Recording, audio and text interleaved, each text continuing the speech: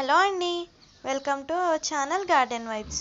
ఈరోజు తోటకూర విత్తనాలు ఎలా తీసుకోవాలనేది చెట్టు నుంచి చెప్తానండి. ఇది మా తోటలో ఒక తోటకూర మొక్క అలా ఉంచేసాం విత్తనాల కోసం అని చెప్పేసి. ఇలా కిందకి ఎండిపోయి వేలాడుతూ ఉన్నాయి చూడండి, వాటి నుంచి అయితే మనం విత్తనాలు తీసుకుంటున్నాం. ముందు వాటిని కట్ చేసుకొని విడిగా తీసేసుకొని తర్వాత మనం వాటి నుంచి విత్తనాలు తీసుకోవచ్చండి. ఇదిగోండి వీటిని ఇలా ఫస్ట్ నేనైతే కట్ చేసుకొని తెచ్చుకున్నాను. వీటి లోపల మనకి విత్తనాలు అనేవి ఉంటాయన్నమాట. వీటిని ఎలా తీసుకోవాలంటే మన రెండు చేతులు మధ్య పెట్టి దాన్ని గట్టిగా స్మాష్ చేసినట్లయితే దాని నుంచి విత్తనాలు వస్తాయండి. కనిపిస్తున్నాయా మీకు? గిన్నెలో ఉన్నాయి చూడండి బ్లాక్ కలర్లో, వాటిని తోటకూర విత్తనాలు అంటారు. మీకు క్లియర్గా చూపిస్తాను. ఇదిగోండి ఇవి చూడండి, బ్లాక్ కలర్లో ఉన్నాయి చూడండి చిన్న చిన్నగా, వాటిని తోటకూర విత్తనాలు అంటారండి. అవి ఇసుకలో కలుపుకొని జిమ్ముకోవచ్చు. వాటిని మనం ఒక్కోటి చేయడం వల్ల చాలా టైం వేస్ట్ అండి. మొత్తం అన్నీ తీసుకొని ఒకేసారి స్మాష్ చేసినట్లయితే మనకి టైం సేవ్ అవుద్ది, విత్తనాలు కూడా చాలా ఫాస్ట్గా అనేవి వస్తాయి. ఒక్కోటి అయితే చాలా కష్టం అండి రావటం.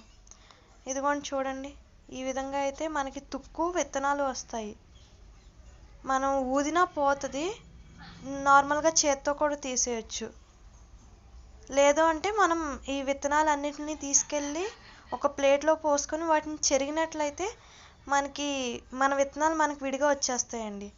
ఎలాగంటే ఒక ప్లేట్ తీసుకోండి, అందులో విత్తనాలు మొత్తం వేసి మొత్తం తుక్కు విత్తనాలు అన్నీ కలిపి వేసేసినట్లయితే మనం చెరిగినప్పుడు తుక్కు విత్తనాలు సపరేట్ అవుతాయండి. ఇదిగోండి ఇప్పుడు అది ఎలాగో చూపిస్తాను మీకు.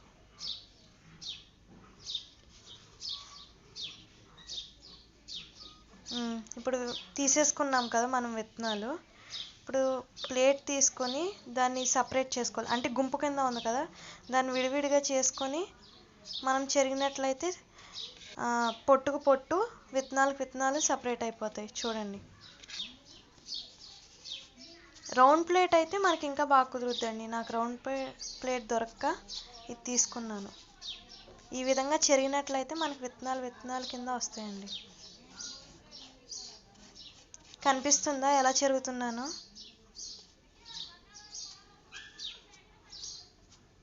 అదిగోండి విత్తనాలన్నీ అటు వెళ్తున్నాయి, తుక్కు మాత్రం ఇటు వస్తుంది.